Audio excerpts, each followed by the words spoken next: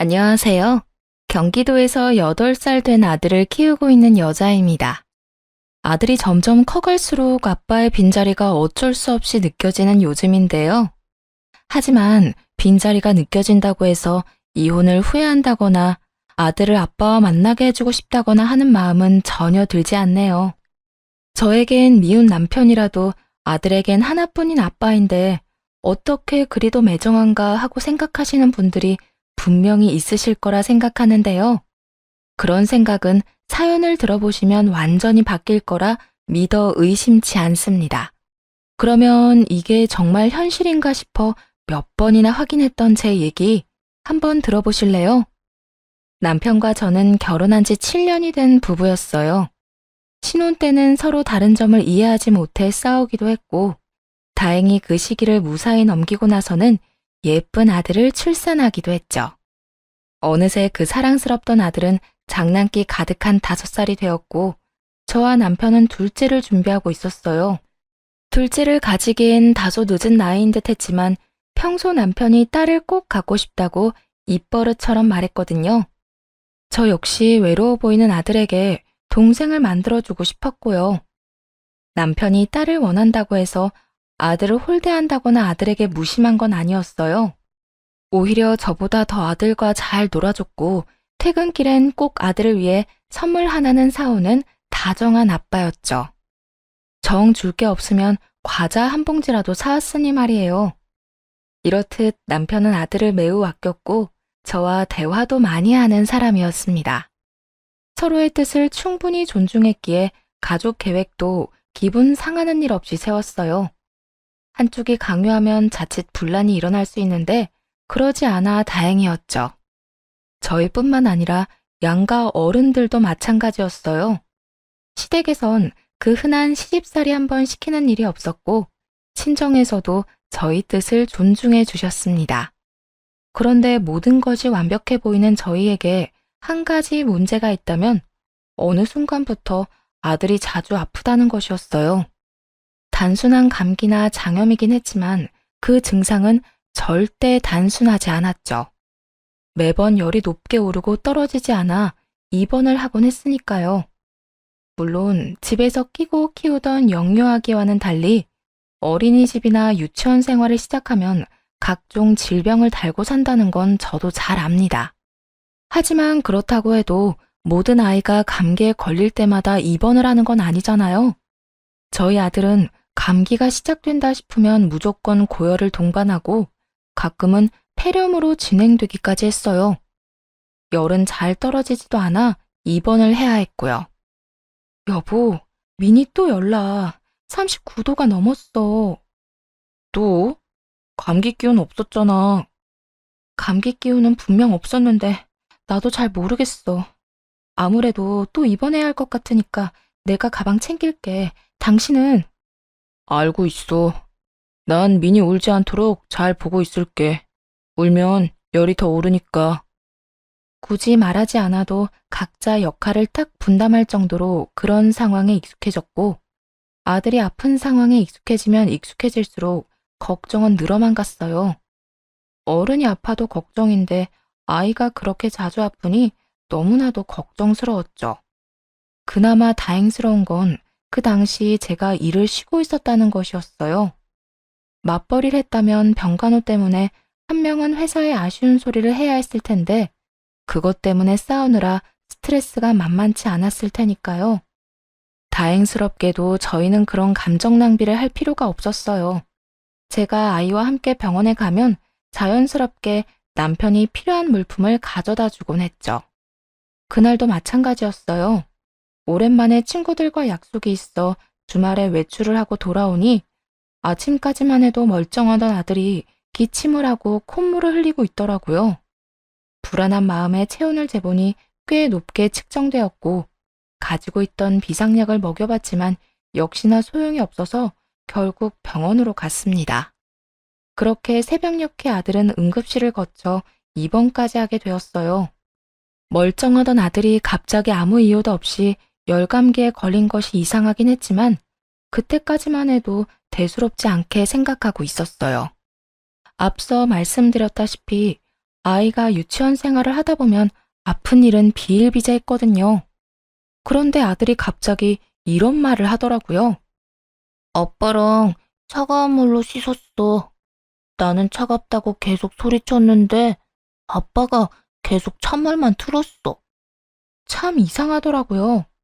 한여름에도 아이를 찬물로 씻기지 않는데 하물며 가을이 지나가고 있는 쌀쌀한 날씨에 아빠가 찬물로 씻겼다고 하니까요. 그럼에도 아이의 말을 귀 기울여 듣진 않았어요. 그 이유는 그 나이 때 아이들이 종종 꿈을 현실처럼 이야기하기도 했고 없던 일을 사실처럼 말하는 일도 있기 때문이었어요. 하지만 아예 없는 말이라고 하기엔 설명이 꽤 구체적이기도 했고 확신에 찬 아들의 표정을 보니 거짓말을 하는 것 같지는 않아 남편에게 물어보았죠. 여보, 혹시 민이 오늘 찬물로 씻겼어? 어? 오늘? 나 외출했을 때 민이 찬물로 씻겼냐고. 민이 말로는 아빠가 차가운 물로 씻겼다고 하는데 혹시나 해서 물어보는 거야. 그래? 미니가 차가웠대? 나는 미지근한 물로 씻겼다고 생각했는데 미니가 느끼기엔 그렇지 않았나 보네. 그래서 갑자기 열감기에 걸린 건가? 어떡해. 나 때문인가 보다. 어쩐지 씻고 나와서 미니 컨디션이 급격하게 떨어지는 것 같긴 했어. 미안해. 아이고, 호들갑은. 됐어. 우리랑 아이가 온도를 좀 다르게 느끼니까 그럴 수도 있지 뭐. 다음부턴 신경 써서 따뜻한 물로 씻겨주면 되지 뭐. 일단 지금은 열 좀 떨어졌으니까 너무 걱정하지 말고 얼른 쉬어. 내일 또 출근해야지. 응, 알겠어. 미니한테 아빠가 미안해한다고 꼭 전해줘. 남편이 너무나도 미안해했고 또 실수였다고 하니 저도 그러려니 했어요. 요즘엔 엄마보다 육아를 더 잘하는 아빠들이 많다고들 하지만 저희 남편은 그런 아빠는 아니었으니까요. 그렇게 시간이 흘러 7일 동안의 입원 생활을 마무리하고 회사에 양해를 구하고 시간을 내 데리러 온 남편의 차를 타고 집으로 향했어요.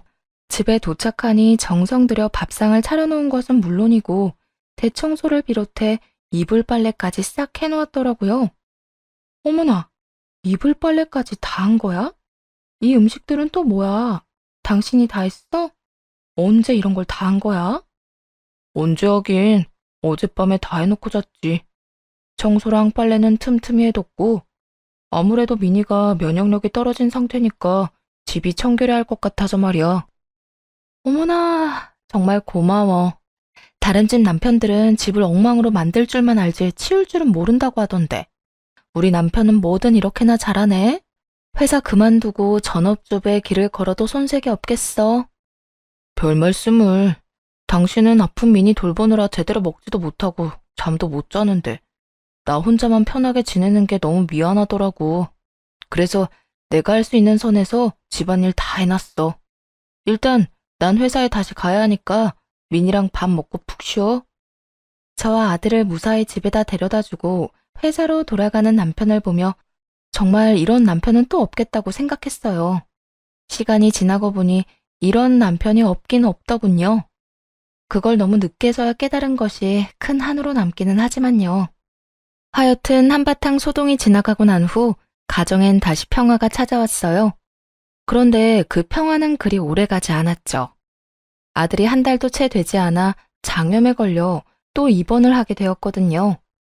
점점 입원이 잦아지고 그 주기도 짧아지니 참 생각이 많아지더라고요. 아무리 유치원에서 이런저런 질병들을 옮아온다고들 하지만 이쯤 되니 아들의 입원이 오롯이 제 잘못이란 생각이 들었어요. 덜컥 겁이나 이런저런 검사를 받았지만 아들에게선 별다른 게 발견되지 않았어요. 그저 제 걱정만 커져가고 있을 뿐이었죠.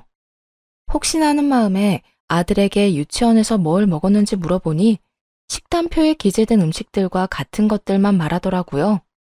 모든 것이 그저 의아하고 걱정스럽던 그 순간 아들의 입에서 너무나도 의심스러운 말이 흘러나왔어요. 그리고 아빠랑 빵이랑 우유 줬어. 그런데 맛이 없었어. 이상했어. 뭐? 아빠가 준 빵이랑 우유가 이상했다고? 아빠가 준 거 맞아? 유치원에서 먹은 게 아니고? 응, 아빠가 줬어. 엄마 몰래 빨리 먹으라고 했어. 밥 먹기 전에 간식 먹으면 안 되는데 린이 예뻐서 주는 거라고. 또 뭔가 이상하더라고요. 평소 아들은 흰우유와 빵을 가장 좋아했는데 그런 아들의 입에서 맛이 없었다는 말이 나오니까요. 거기에다 그냥 맛이 없는 것도 아니고 이상하다니. 다른 사람도 아닌 친아빠가 상한 것을 줬을 리는 없을 거라 생각했지만 이상하게 심장이 두근두근 하더라고요. 씻길 때 물 온도를 잘못 맞춘 거야 실수였다고 할 수 있지만 동시에 상한 우유와 빵을 줬다는 것은 우연이나 실수라고 하기엔 어려우니까요. 그리고 갑작스럽게 아들의 몸이 안 좋아졌던 날들도 떠올랐어요. 높은 확률로 아빠와 둘만 있는 날에 입원을 해야 할 만큼 아팠거든요. 그때부터였어요. 남편이 의심스럽기 시작한 순간이 말입니다. 하지만 이 모든 것은 말 그대로 저의 의심일 뿐이었고 확실치 않은데 아들에게 괜히 아빠에 대한 안 좋은 기억을 심어주고 싶진 않더군요.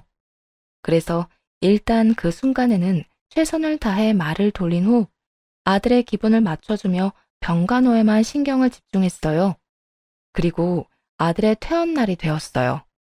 다른 때와는 달리 남편이 그날따라 회사에 급한 일이 있어 시간을 내지 못한다며 아들과 함께 조심해서 집으로 가 있으라고 하더라고요.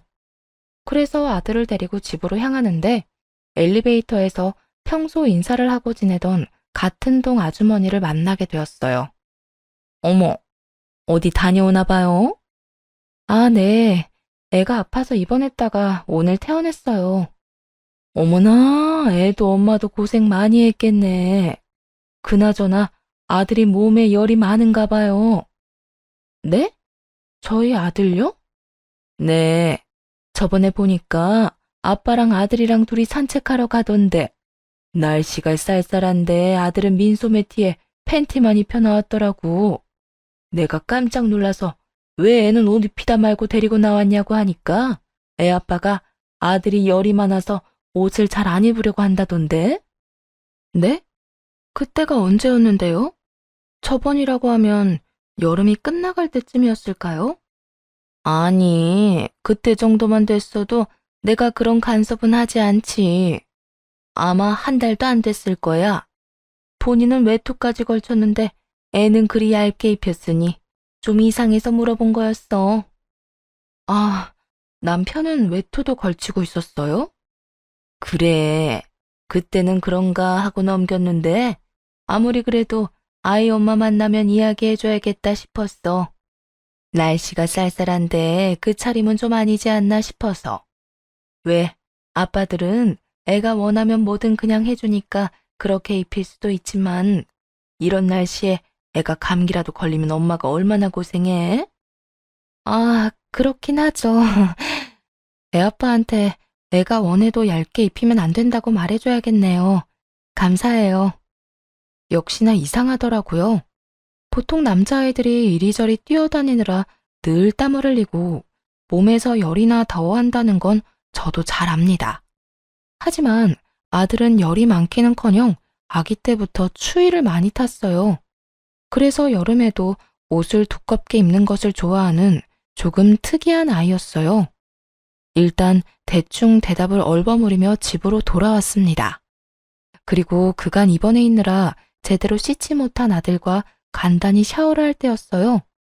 세면대 위에 웬 렌즈통이 떡하니 올려져 있는 게 아니겠어요? 저는 물론이고 남편 역시 눈이 좋은 편이라 안경도 끼지 않는데 왜 화장실 세면대에 렌즈통이 있는 것인지 참 의아하더군요. 왠지 이상한 기분이 들어 온 집안을 구석구석 다 살펴보기 시작했어요. 쓰레기통에선 쓰고 버린 일회용 컬러 렌즈통이 발견되었고 침대 베개에선 제 것과 색깔도 길이도 다른 머리카락이 발견되었죠. 증거들을 놓고 보니 정말 정신이 아득해지더라고요.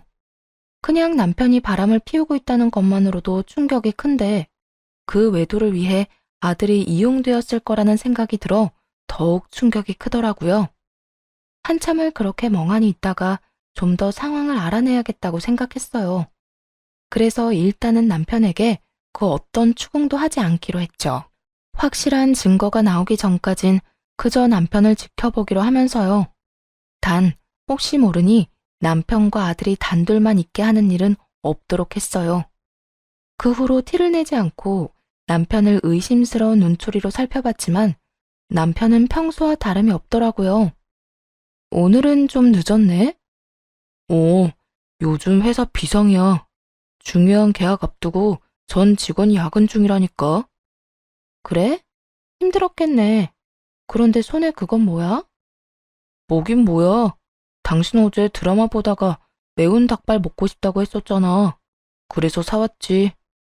이건 당신 닭발이고, 이건 우리 아들이 좋아하는 아이스크림. 오늘은 늦는 대신 야식거리 좀 사왔어. 잘 먹을게. 어? 당신 좀 이상한데? 무슨 일 있어? 어디 아파? 이상하게 분위기가 좀 가라앉은 것 같은데? 왜? 민이 또 어디 아파? 아니, 어디 아프긴. 괜찮아. 그냥 좀 피곤해서 그래. 그래? 그러면 이건 내일 먹고 오늘은 일찍 자. 그렇게 피곤해서 어떡해? 내가 씻고 와서 안마라도 해줄까? 아니다. 그러지 말고 내일 당장 병원부터 다녀와. 알겠지? 다녀와서 나한테 연락도 좀 하고. 혹시나 계속 기운 떨어진다 싶으면 한의원에 가서 약이라도 지어 먹어. 금액은 신경 쓰지 말고. 남편은 여전히 회사 생활을 열심히 했고, 퇴근을 하고 집으로 돌아오면 늘 그렇듯 가정에 최선을 다하려고 애쓰고 있었어요. 혹시나 하는 마음에 남편이 자는 사이 휴대전화를 살펴보기도 했지만 허무할 정도로 아무것도 나오지 않더군요. 이 모든 것이 그저 혼자만의 이상한 오해인가 싶기도 했습니다. 그렇게 시간이 흘러 그냥 남편에게 직접 물어봐야 하나 고민하던 어느 날이었어요. 웬일인지 남편이 술에 취해 집으로 돌아오더라고요. 밖에서 무슨 좋은 일이 있어 술을 잔뜩 마셨는지 고주망태가 되어 잠이 드는 순간에도 남편은 웃고 있었어요. 아무래도 그런 남편이 이상해서 남편의 휴대전화를 다시 살펴보았죠. 그곳엔 그동안 발견할 수 없었던 새로운 앱이 있더군요. 그건 바로 커플끼리만 사용한다던 앱이었어요. 남편이 그동안 숨김 기능을 사용해 발견할 수 없었던 것이었죠. 그래요. 남편은 그동안 철두철미하게 이 앱을 통해 상간녀와 연락을 했던 거예요. 정말 충격 그 자체였어요. 추억이랍시고 그동안 나누었던 대화를 단 하나도 지우지 않고 남겨놓은 것인지 두 사람의 깊은 관계가 시작되었던 순간부터 최근의 대화까지 고스란히 있더군요. 자기야, 오늘 마감 언제 해? 자기가 해? 아니, 마감할 알바생 구했어. 오늘 자기 반차 썼다고 했지. 바로 가게로 데리러 와. 데이트하러 가자. 저녁도 나랑 먹고 가면 좋은데. 저녁은 집에 가서 먹어야 할 것 같아. 며칠 전에 아들 퇴원했잖아. 아무래도 한동안은 좀 잘해야 할 것 같아서 말이야. 하긴, 그러면 회사에서 나오자마자 바로 가게로 와. 점심만이라도 나랑 먹고 오늘 근교로 드라이브도 가고 그러자. 그래. 바쁜 거만 빨리 마무리해놓고 갈게. 힘들거나 무거운 거 옮기는 일은 하지 말고 둬. 내가 가서 해줄 테니까. 역시 다정해. 이래서 내가 자기 좋아하는 거라니까. 아주 사랑이 넘치는 연인 관계더라고요. 두 사람의 대화를 들으니 상간녀는 남편의 회사 근처에서 꽤 큰 카페를 운영하는데 상간녀 쪽에서 유부남인 남편에게 먼저 접근한 것 같더라고요. 두 사람의 관계는 1년 남짓된 듯 했고 그날 술에 취한 남편이 기분이 좋은 이유도 그 여자 때문이더라고요.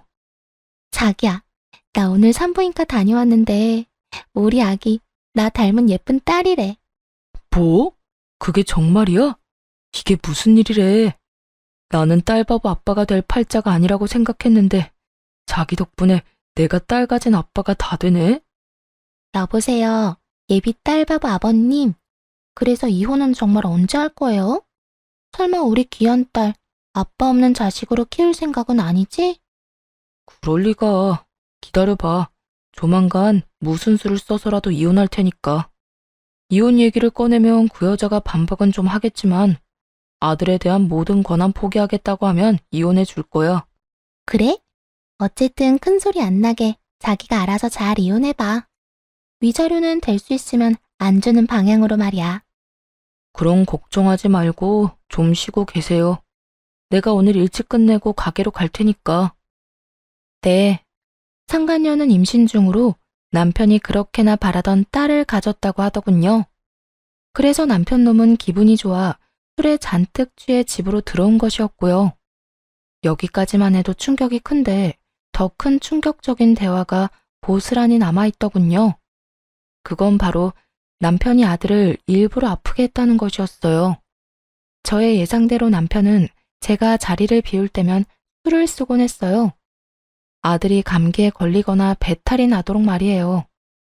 아들이 입원해서 저도 함께 집을 비운 사이 남편은 상간녀와 오붓한 시간을 보내려고 외박을 일삼았더라고요. 한마디로 상간녀와 지내기 위해 아들을 아프게 했던 것이었어요. 제일 마지막에 아들이 장염에 걸린 일도 마찬가지고요. 이번에 자기 아들 입원하면 자기 집에서 시간 보내면 안 돼? 사람들 눈 피해서 잘 들어가면 되잖아. 응? 우리 집? 불편하지 않겠어? 불편하기는. 나도 자기가 사는 집이 어떤지 궁금하기도 하고, 앞으로 우리가 함께 살게 되면 그 집처럼 꾸며놓고 살 텐데, 미리 체험한다 생각하고 한번 보고 싶어서. 왜? 안 돼? 그래, 그러자. 그런데 미니가 태어난 지 얼마 안 돼서 또 감기 걸리게 하면 좀 그럴 것 같은데. 이번엔 감기 말고 장염 걸리게 하면 되지. 애들은 이런저런 병 유치원에서 많이 옮아온다며. 어른들도 조금만 잘못 먹으면 배탈 나는데 애는 오죽하겠어? 이번엔 상한 것 좀 먹여서 배탈 나게 하면 될 거야. 그럼 그럴까? 일단 알겠어. 와이프 없을 때 준비해서 먹여야겠네. 그래. 너무 팍 상한 건 위험하니까 조금만 이상해도 될 거야. 애들은 아무래도 어른보다 면역력이 떨어지니까. 알겠어. 조금 이따가 보자. 퇴근하면서 가게에 잠시 들렀다가 갈게. 대화에서 알 수 있다시피 아들을 아프게 했던 건 남편만이 아니었어요. 상간녀 역시 이 추악한 일에 한몫하고 있었고, 그날도 매번 하던 대로 두 사람이 작당을 해 아들에게 해를 끼친 것이었어요. 그 후에는 상간녀의 집이 아닌 저희 가족이 살던 그 집에 머물렀고요. 어쨌든 그 덕분에 상간녀의 흔적이 집에 남게 되었고, 남편이 뭔가 수상하다는 의심을 품게 되었죠. 드디어 모든 사실을 직접 확인하고 나니 술에 취해 잠이 든 남편을 가만두고 싶지 않을 만큼 치가 떨려오더군요. 사실 다른 여자에게 미쳐서 저와 이혼하고 싶어하는 그 마음은 이해해요. 물론 화가 머리끝까지 나지만 사람이니 마음이 변할 수도 있다고 생각하거든요. 하지만 아무리 여자에게 미친놈이라고 한들 아들이 주워온 자식도 아니고 자기 핏줄인데 어떻게 그딴 짓을 할 수가 있는지 아무리 이해해보려고 해도 입에서 욕만 나오더군요. 거기에다 상간녀가 딸을 임신했다는 소식을 듣고 자면서도 웃고 있는 꼴이라니. 여러모로 그냥 이혼만 하고 넘길 건 아니라는 생각이 아주 강하게 들더군요. 버젓이 가정이 있는 남자가 이런 쓰레기라니 눈물도 나지 않았어요. 그저 외도뿐이었다면 바보같이 울었겠지만 아들이 연관되었으므로 엄마로서 처리할 일이 많았거든요. 마땅히 가져야 할 슬퍼할 시간도 아깝다고 느껴졌으니까요. 곧 정신을 차려 두 사람의 외도 증거들을 제 휴대전화로 다 옮겼고 상간녀의 가게와 집 주소도 다 따로 저장해 두었어요. 그리고 모든 사실을 시댁에 알려 도움을 요청했죠. 다른 건 몰라도 손주 사랑이 남다른 시댁이었던지라 아무리 자식이라고 한들 남편의 만행을 알게 되면 그냥 넘기지 않을 것 같았거든요. 인내심을 쥐어짜 하루하루를 버티니 대망의 디데이가 다가왔고 천연덕스럽게 남편에게 친정에 가서 며칠 지내고 오겠다고 했어요. 여보, 나 몸이 계속 안 좋아져 그러는데 민이랑 친정에 가서 며칠 있다가 와도 될까? 어? 민이랑? 며칠이나? 한 이틀? 일단 가보고 더 길어질 수도 있고. 왜? 혼자 있는 거 싫어? 아니. 당신이 몸이 안 좋다고 하면 내가 좀 참아야지 어쩌겠어. 나 신경 쓰지 말고 마음 편히 다녀와. 당신도 알다시피 나 혼자서도 잘 지내잖아. 난 정말 괜찮으니까 당신이 회복됐다 싶을 때까지 있다가 와. 오기 전에 미리 연락만 좀 주면 돼. 애써 입꼬리를 단속하려 애를 쓰는 듯 했지만 실룩실룩 웃고 싶어 안달이 난 꼴이 참 볼만하더군요. 그 입을 한 대 때려버리고 싶은 걸 얼마나 참고 또 참았는지 모릅니다. 아직 엄청난 복수가 남아있었으니 말이죠. 그리고 그날 오후 시부모님을 만나 남편이 퇴근하길 기다렸어요. 남편의 회사가 보이는 구석에 몰래 숨어서요. 얼마나 기다렸을까요? 이르게 퇴근한 남편이 상간녀의 가게로 향하더라고요. 퇴근 시간이기도 했고 워낙 인기가 많은 가게라 손님들이 꽤 많았는데도 두 사람은 구석진 테이블에 자리 잡고 앉아 손을 맞잡고 웃으며 대화를 나눴어요. 모든 것을 지켜본 저와 시부모님은 지체하지 않고 가게로 들어갔죠. 종업원들은 저희를 보고 반갑게 인사를 했지만 상간녀와 남편은 아무것도 모른 채 계속 대화만 나누고 있더라고요. 자기야, 그러면 최소한 이틀은 나랑 있을 수 있는 거네? 나 오늘도 자기네 집에서 잘까? 아니, 그건 좀 불안해. 언제 마음이 바뀌어서 집으로 올지 모르는 일이잖아. 혹시나 새벽에 갑자기 들이닥치면 도망칠 곳도 없다고. 우리 자기 지금 임신 중인데 놀라면 안 되지? 하긴, 그럴 수도 있겠네. 그러면 오늘 우리 집에 가서 영화도 보고 맛있는 것도 시켜 먹자. 나 먹고 싶은 거 엄청 많아. 그래, 다 먹자. 자기가 먹고 싶은 거 다 사줄게. 그나저나 뱃속에 있는 우리 꼬물이 먹성이 좋나 보네. 자기가 뭐 먹고 싶다고 하는 거 처음 들어봐. 예전에는 내가 뭘 해줘도 그냥저냥 먹었는데 요즘엔 뭐든 잘 먹어서 보기 좋아. 이러다 나 살 너무 많이 찌면 어떡해? 난 출산 후에도 날씬하고 싶단 말이야. 자기는 살찌는 체질도 아닐 뿐더러 살쪄도 여전히 예쁠 거야. 그러니까 그런 걱정은 하지 말고 마음껏 먹어. 난 어떤 모습이든 다 좋으니까 말이야. 정말? 그나저나 이제 진짜 이혼 이야기 꺼내야 하는 거 아니야? 그렇지 않아도 무슨 트집을 잡아서 이혼하자고 할까 고민 중이야. 미니가 이 타이밍에 또 아파지면 참 좋을 텐데. 그걸 핑계 삼아서 싸움을 시작하면 될 것 같고. 뭐가 걱정이야? 입원할 정도까지는 아니더라도 감기는 또 걸리게 하면 되지 뭐. 하긴 이번에는 입원이 목적이 아니라 조금 아프게만 하면 되는 거니까. 하여튼 그건 내가 알아서 할 테니까 자기는 아기만 생각하면서 기다리고 있어. 내가 조만간 좋은 소식 가지고 올 테니까. 반신반의하시던 시부모님도 이 이야기를 듣는데 얼굴이 차마 표현할 말이 없을 정도로 구겨지더라고요. 그리고 남편의 입에서 좋은 소식이라는 말이 나온 그 순간 시부가 남편의 뒤통수를 세게 내리치고야 말았죠. 이 미친놈아! 뭐가 어쩌고 좋지? 입원이 목적이 아니라 조금 아프게만 하면 돼. 네가 그러고도 인간이야? 그러고도 아이 아빠라고 할 수 있는 게야? 그러면서 시부는 남편을 향해 호통을 내질렀고 그와 동시에 시모는 상간녀의 머리에 손을 뻗었어요. 이 지옥에서도 안 받아줄 모진 인간 같으니라고. 뱃속에까지 있다는 인간이 뭐? 감기 정도는 또 걸리게 하면 돼? 네가 그러고도 엄마가 될 자격이 있다고 생각해? 시모가 거친 손길로 머리를 잡자 영문을 모르는 상간녀는 도리어 큰 소리를 내며 시모를 뿌리쳤어요. 이 노인네가 진짜 미쳤나? 할머니, 노막 났어요? 나 알아요. 다짜고짜 이게 무슨 짓이야? 이거 놓으라고요. 상간녀가 시모를 있는 힘껏 떼어내자 시모는 바닥에 고꾸라지게 되었죠. 그 와중에 자신의 엄마가 바닥에 엎어진 꼴은 또 보기 싫었는지 남편이 화들짝 놀라며 시모를 부축하려 하더라고요. 하지만 시모는 아들의 손길이 닿는 것조차 소름이 끼친다는 듯 뿌리쳐버렸어요.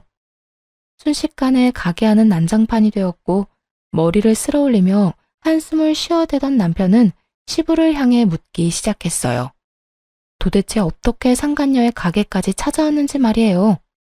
아버지, 여기는 어떻게 오신 거예요? 설마 제가 여기 있는 걸 알고 오신 거예요? 그래 이놈아, 다 알고 찾아왔다. 어떻게 인두겁을 쓰고 그딴 짓까지 할 수 있어? 네가 그러고도 인간인 게야?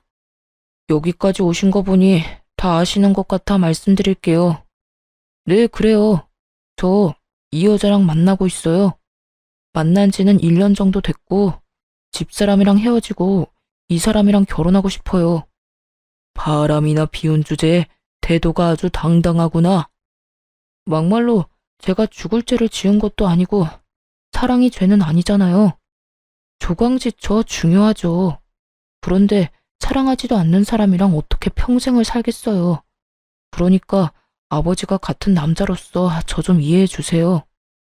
남편은 소름이 끼칠 정도로 태연한 얼굴로 용서가 아닌 이해를 구했어요. 그런 남편의 태도에 시부는 화가 머리끝까지 났는지 외도를 비롯해 그간 남편이 아들에게 한 짓까지 읊어주며 소리쳤죠. 이 녀석아, 외도를 저지른 것도 큰 죄이지만 네가 저지른 더 큰 죄는 따로 있지 않느냐. 아비라는 인간이 저간 여자랑 외박이나 하려고 제 자식을 아프게 해? 그게 인간으로서 아빠로서 할 짓이야? 도대체 여자한테 얼마나 미쳐있으면 그딴 짓을 할 수가 있냐? 아니, 어떻게 제 자식을 그리 아프게 할 수가 있어? 그것도 한 번도 아니고 여러 번을 말이야. 시부가 남편의 잘못을 모조리 말하자 남편은 그제야 상황을 깨달았는지 사시나무 떨듯 떨며 변명을 하기 시작했어요. 아버지, 아니에요. 어디서 무슨 말을 듣고 이러시는지 모르겠지만 정말 아니라고요. 여보, 무슨 말이라도 좀 해봐. 내가 지금 외도를 저지르고 있는 건 맞지만 나 가정에 충실하고 우리 아들한테 잘했던 거 당신도 잘 알잖아. 나도 내가 당신을 잘 아는 줄 알았지. 그런데 아니더라. 당신 우리 미니 감기 걸리라고 일부러 찬물에 씻기고 얇은 옷 입힌 것도 모자라 배탈 나라고 상한빵이랑 우유까지 먹였다면서? 어? 아니야. 정말 아니라고. 내가 그렇게 쓰레기는 아니야. 남편은 끝까지 아니라는 말만 반복하며 상황을 모면하려 애썼어요. 하지만 도저히 상황이 나아질 것 같지 않자 이번에는 상간녀까지 나서더라고요.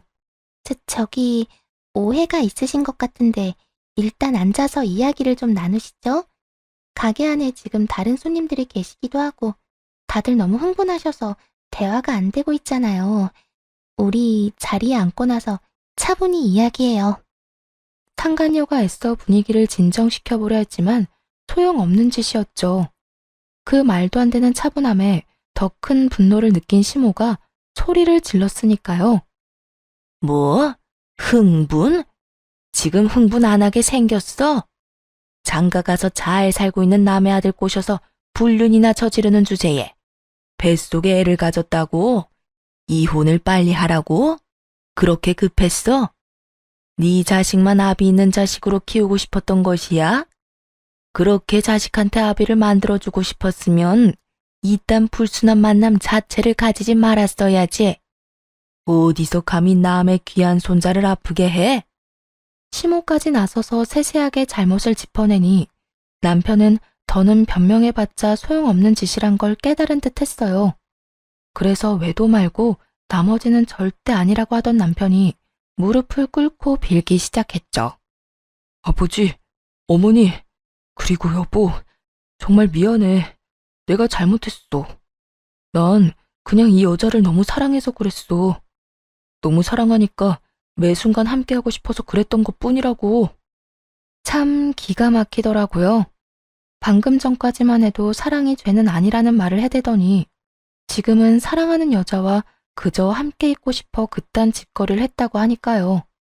아니, 애초에 그게 변명이 될 거라고 생각하는 그 머릿속이 궁금해지더군요. 더 가관인 건 상간녀였어요. 감히 자기도 나설 수 있겠다고 생각했는지 남편 놈의 옆에 같이 무릎을 꿇고 앉아 손바닥을 비벼대며 빌기 시작하더군요. 네, 맞아요. 저흰 그저 너무 사랑해서 그랬다고요. 그러니까 이왕 이렇게 다 밝혀진 김에 이혼해주세요. 이혼만 해주시면 어떤 벌이든 달게 받을게요. 자기가 벌을 왜 받아? 홀몸도 아닌 사람이. 내가 다 알아서 할 테니까 자기는 자기 몸이나 신경 써. 이런 일까지 당하게 해서 미안해. 많이 놀랐지? 정말로 충격을 받은 세 사람이 자신의 눈앞에 떡하니 서 있는데 남편 놈은 상간녀만을 신경 쓰기 바쁘더군요. 그 순간 얼마나 화가 나는지 손발이 다 덜덜 떨려오더라고요. 시부 역시 저와 같은 마음이었는지 손바닥에 감정을 듬뿍 담아 남편의 얼굴을 그대로 내리쳐버렸어요. 그리고 남편이 정신을 차릴 틈도 없이 일러주었죠. 앞으로 두 사람에게 닥칠 현실에 대해서 말이에요. 잘 들어라. 너에게 주기로 했던 내 재산은 손주한테 줄 테니 그렇게 알거라. 재산뿐만이 아니다. 앞으로 난 너 같은 자식은 없는 셈 치고 잘 살아갈 테니까 너도 네가 그렇게 사랑하는 저 여자와 잘 살거라. 남편은 재산을 물려받지 못할 거란 생각은 전혀 하지 못한 듯 토끼 눈을 뜨고 시부를 바라보더라고요. 시부는 그런 남편의 눈길을 사뿐히 무시한 채 남편보다 더 동그랗게 눈을 뜨고 있는 상간녀를 보며 이렇게 말했어요. 혹시나 무사히 출산한다고 해도 우리 집에 찾아올 생각은 하지도 말게나. 난 그 뱃속에 있는 아이 보고 싶지도 않고 내 손주라고 생각하지도 않으니까. 그러니 아기 얼굴 보여주겠다는 핑계로 내 집에 올 생각도 하지도 말란 뜻이야. 시부는 단단히 결심한 듯 너무나 단호해 보였어요. 남편의 눈에도 그렇게 보였는지 남편이 시부의 결정에 토를 달더라고요. 반성하는 모습은 전혀 보이지 않으면서 말이에요. 아버지, 정말 너무하시는 거 아니에요? 아무리 제가 잘못을 저질렀다고 해도 그건 아니죠. 아버지 친자식은 저라고요, 저. 아버지가 그런 식으로 한 푼도 안 주시면 앞으로 저랑 이 사람이랑 어떻게 살아요? 혼자 벌어먹고 살 만큼의 능력은 충분히 키워주고 출가시켰고 그 덕에 번듯한 회사도 다니면 됐지 뭘 더 바라는 게야? 난 너한테 할 만큼 했다. 더는 해줄 마음도 해주고 싶은 마음도 없다. 아버지, 그래도 이건 아니죠. 어떻게 저한테 주실 재산을 미니한테 다 주신다고 하실 수가 있냐고요. 제가 아버지 친자식이잖아요. 아까부터 시끄럽게 친자식 타령을 하는데 그러는 너는 친자식한테 어떻게 그딴 짓거리까지 한 것이야? 내가 너한테 할 일들은 네가 네 자식한테 한 짓에 비하면 아무것도 아니다. 그러니 더는 긴 말하지 마라. 남편이 말도 안 되는 궤변을 늘어놓을수록 시부는 더욱 단호해져만 갔어요. 결국 궁지에 몰린 남편은 양심이라고는 없는 사람처럼 제게 애원하기 시작하더라고요. 여보, 당신이 어떻게 좀 해봐. 내가 정말 잘못했다니까. 아무 잘못 안 했다고 하는 것도 아니잖아. 잘못했어. 잘못했으니까 당신이 아버지한테 말 좀 잘해줘. 당신이 아버지 재산 미니한테 안 줘도 된다고 그 한마디만이라도 좀 해달라고. 당신 정말 이대로 가만히 듣고만 있을 거야? 내가? 당연히 이대로 가만히 듣고만 있을 리가 없지. 그렇지. 역시 당신이 양심은 있어. 살짝 떠보자 남편이 기대에 가득 찬 눈빛으로 저를 바라보더라고요. 제 입에서 어떤 말이 나올지도 모르고 말이에요. 한심스럽게도 희망에 찬 눈빛을 날리는 남편을 보는데 어찌나 비웃음이 나오던지 참지 않고 썩은 미소를 날려주며 말해주었죠. 절대 가만히는 못 있지. 네가 내 아들한테 한 짓이 있는데. 앞으로 기대해. 당신이랑 저 여자가 나랑 내 아들한테 한 짓 증거로 다 남겨뒀고 그 덕에 고소는 충분히 할 수 있을 거라고 하더라. 그러니까 두 사람도 준비 잘해두는 게 좋을 거야. 빠져나갈 구멍이라곤 없게 철저하게 준비해서 경찰에도 신고할 생각이니까. 남편에게 하고 싶었던 말을 끝내고 상간녀에게도 할 말을 해주었어요. 아, 그리고 딸 임신했다고 하던데 축하해? 태교 지금부터 잘해야 할 거야. 보니까 우리 아들 괴롭히는 걸 발벗고 도왔던데. 그쪽도 내가 신고할 거거든. 그렇게 되면 소송 준비에 경찰서 오가느라 태교는 꿈도 못 꿀 테니까 미리 마음의 준비 단단히 해두는 게 좋을 거야. 아기 낳아보면 알겠지만 엄마는 꽤 강하거든. 그래서 난 엄마로서 지치지 않고 끝까지 가볼 생각이야. 말이 끝나자마자 남편이 상간녀 앞을 막고 서서 이상한 변명들을 늘어놓더군요. 어떻게 해서든 상간녀를 보호하려고 하는 것 같았어요. 여보, 그게 무슨 말이야. 당신이 무슨 생각하는지 다 아는데 그거 아니야. 이 사람은 그냥 내가 시키는 대로 한 것뿐이라고.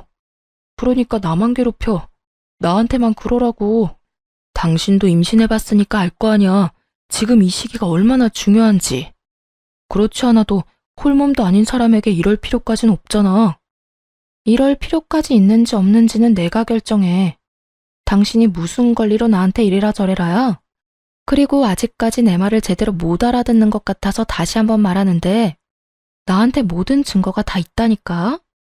저 여자가 내 아들 아프게 만들려고 했던 것, 당신이 내 아들한테 한 짓, 그리고 나하고 이혼하려고 어떤 계획을 세우고 있었는지까지 전부 말이야. 그러니까 이상한 말로 상황 더 악화시키지 말고 이혼 준비나 잘하고 경찰서에서 부르면 사랑한다던 저 여자 손 꼭 붙잡고 출석이나 잘해. 알겠어? 여보, 진짜 이렇게까지 할 거야? 여보는 무슨 여보야?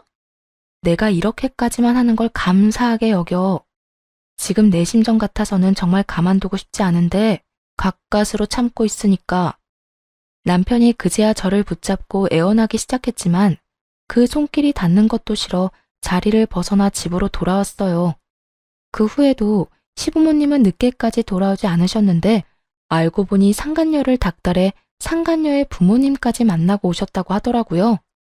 내가 그 여자 부모까지 만나서 다 알려주고 왔다. 당신의 딸이 밖에서 어떤 짓거리를 하고 다녔는지 말이야. 우리만큼 충격이 컸는지 임신한 딸을 쥐잡듯이 잡아대더구나. 혹시나 그 부모의 그 자식이면 어쩌나 했는데 다행스럽게도 부모는 제정신 바뀐 사람들인 것 같더구나. 아마 모르긴 몰라도 그 두 사람 어디서도 도움받긴 힘들 거야. 아무리 사는 게 힘들어져도 우리 집은 물론이고 그 집에서도 안 도와줄 테니까. 그러니까 넌 다른 건 신경 쓰지 말고 이혼 잘하고 고소 준비나 잘하려무나. 그래, 아가. 넌 다른 건 신경 쓰지도 말고 네가 해야 할 일만 잘하면 된다. 일 처리하다가 힘든 거 있으면 우리한테 말하고.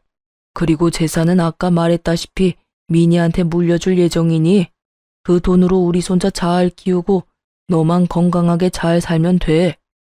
그러면서 두 분은 이 상황이 정말 안타깝긴 하지만 여러모로 일이 잘 풀릴 것이라며 저를 안심시켜 주셨어요. 앞으로 도움을 아끼지 않겠다는 말도 해주셨고요. 그렇게 저는 두 분의 도움을 받으며 이혼을 무사히 할 수 있었고 아들을 해한 남편을 경찰에 신고해 구치소 신세를 지게 할 수 있었어요. 상간녀는 자기가 운영하는 가게에서 모든 사실들이 밝혀져 가게 문을 닫게 되었고 저에게 위자료를 주느라 가진 돈도 하나 없이 친정에서 쫓겨났다고 하더군요. 전 남편 역시 구치소 신세를 지게 된 이유가 소문이 쫙 나서 회사에서 바로 잘렸다고 하고요. 시간이 지나 두 사람과 관련된 소문을 들었는데 전 남편은 구치소에서 나와 상간녀와 함께 살림을 차렸다고 하더군요. 죽고 못 사는 둘이서 평생 행복할 거라 생각했을 텐데 오래 가진 않았다고 하고요. 거짓골을 한 두 사람이 신생아를 안고 전 시댁에 찾아왔다고 했으니까요. 우리가 그렇게나 찾아오지 말라 했거늘 갓난 아기를 안고 찾아왔더구나. 아기를 앞세워서 찾아오면 우리가 하는 수 없이 받아줄 거라 생각했던 모양이지. 하지만 어림도 없지 암. 길바닥에서 며칠은 나뒹군 꼬락서니를 하고선 찾아왔는데 내 자식이지만 불쌍하기는커녕 통쾌하기까지 했어. 어머님, 혹시 저 때문에 못 받아주고 계신 거면 그러지 않으셔도 돼요. 아무리 큰 잘못을 저질렀다고 한들 하나뿐인 아들이잖아요. 난 이제 아들 없다. 아니, 우린 이제 아들 없다고 생각하기로 했어. 듣기론 그 녀석이 재취업은 꿈도 못 꾸는 상황이라고 하던데. 고생을 좀 해봐야 자기가 무슨 짓거리를 저질렀는지 잘 알지 않겠니? 우리 집까지 찾아온 걸 보니 그 여자 집에서도 문전박대 당했을 테고. 그딴 짓까지 하더니 꼴 좋다 꼴 좋아. 내심 통쾌하긴 했지만 아무래도 걱정이 되어 용서를 권했더니 전 시모는 단칼에 제 말을 자르며 절대 용서하지 않겠다고 했어요. 제가 말을 얹을 문제도 아닌 것 같아 더 이야기를 꺼내지는 않기로 했습니다. 그 후 수중에 가진 것이 하나도 없었던 두 사람은 빠르게 거짓골이 되어갔고 잦은 다툼을 해대며 곧 이혼할 것 같다는 소식이 들려왔어요. 소식을 전해준 전 시모는 아기가 전 남편의 아기가 아닌 것 같다고 했어요. 전 남편을 하나도 닮지 않은 것은 물론이고 상간녀를 닮은 구석도 없다면서요. 그 소식을 마지막으로 더는 그 인간들의 이야기는 들을 수 없었어요. 앞으로도 이렇게 길을 오가다가 마주칠 일조차 없었으면 하고 바라고 있답니다. 이혼 후 저는 시부모님의 도움으로 작은 가게를 열었어요. 계절은 반복되고 시간이 유수처럼 흘러 3년이라는 세월이 지났네요. 지금은 어느 정도 자리를 잡아 아주 잘 지내고 있어요. 아빠의 자리를 전 시부모님이 대신해주는 덕분에 아들은 제 우려와는 달리 잘 자라주었어요. 모난 구석 하나 없이 사랑 가득한 아이로 크고 있죠. 여전히 전 시부모님들은 아들과 저를 아껴주고 계시고 저 역시 감사한 두 분을 자주 찾아뵈려고 노력하며 지내고 있습니다. 전 남편의 만행을 알고도 막상 이혼하려니 아들에 대한 걱정이 많았지만 아들을 위해 그리고 저를 위해 이혼하고 나니 요즘은 하루하루가 행복하답니다. 물론 전 시댁과 친정의 도움이 없었다면 이렇게 마음 편하게 생활하진 못했겠죠. 하지만 한 가지 확실하게 말씀드릴 수 있는 건 가진 것이 없더라도 저는 이혼을 했을 테고 그 후에 행복했을 거란 것이에요. 그러니 저처럼 힘든 상황 속에서 이혼을 고민하시는 많은 분들, 이혼이 쉽게 결정할 문제는 아니지만 그저 두렵다는 이유로 힘들게 살지는 마세요. 쓰레기 같은 인간과 계속 함께 살 필요는 없잖아요? 저를 보세요. 혼자 아들을 키우면서도 이렇게 행복할 수 있으니까요. 저의 사연은 이제 끝입니다. 긴 이야기 들어주신 모든 분들 감사합니다.